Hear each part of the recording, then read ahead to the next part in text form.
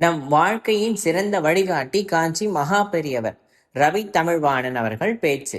காஞ்சி மகா பெரியவரின் அனுஷ உற்சவத்தை முன்னிட்டு மதுரையில் சிறப்பு அபிஷேகம் மற்றும் மகா தீபாராதனை நடைபெற்றது. மதுரை அனுஷத்தின் அனுகிரகம் அமைப்பு சார்பில் மகா பெரியவா என அழைக்கப்படும் காஞ்சி காமகோட்டி பீடாதிபதி ஜெகத்குரு ஸ்ரீ சந்திரசேகரேந்திர சரஸ்வதி மகா சுவாமிகளின் அனுஷ திருநக்ஷத்திர உற்சவம் மதுரை SS காலனி SMK திருமண மண்டபத்தில் நடைபெற்றது. ஸ்ரீ மகா பெரியவர் விக்கிரகம் மற்றும் வெள்ளி பாதுகைக்கு திருமஞ்சன திரவிய பொடி, மஞ்சள், பஞ்சகவ்யம், பால், பஞ்சாமிர்தம், தேன், நெய், இளநீர், திருநீறு, சந்தனம் உள்ளிட்ட பல்வேறு அபிஷேக திரவியங்கள் கொண்டு சிறப்பு அபிஷேகம் நடைபெற்றது.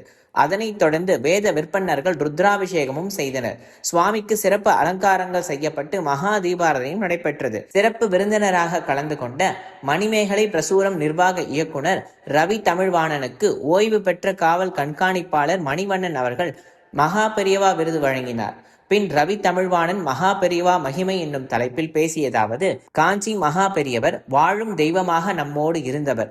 அவர் வாழ்ந்த சமகாலத்திலேயே நாமெல்லாம் பிறந்திருப்பது நாம் பெற்ற பேறு. சந்நியாசிகளுக்கு இலக்கணமாக திகழ்ந்தவர் அவர். நம்மை எப்போதும் வழிநடத்தி செல்கின்றார். மற்ற சந்நியாசிகள் எல்லோருக்கும் அவரே மணிமகுடம். காஞ்சி மகா பெரியவரின் போதனைகள் எந்த காலத்திற்கும் ஏற்றவை. அதனை பின்பற்றி நடந்தாலே வாழ்க்கையில் அவரின் அனுகிரகத்தை பெறலாம். பிரச்சனைகள் இல்லாத மனிதர்களே இல்லை. நமது எல்லா பிரச்சனைகளுக்கும் கேள்விக்கும் தீர்வு அவரிடம் உண்டு. இறைவனின் அருளை பெற குருவின் அனுகிரகம் தேவை. அத்தகைய குருவாக இருக்கும் காஞ்சி மகா பெரியவரை நாம் கெட்டியாக பிடித்து கொள்ள வேண்டும். இவ்வாறு அவர் பேசினார். நிகழ்வில் திரளான பக்தர்கள் பங்கேற்றிருந்தனர். அனுஷத்தின் அனுகிரகம் நிறுவனர் நெல்லை பாலு அவர்கள் நிகழ்ச்சியின் ஏற்பாடுகளை செய்திருந்தார்.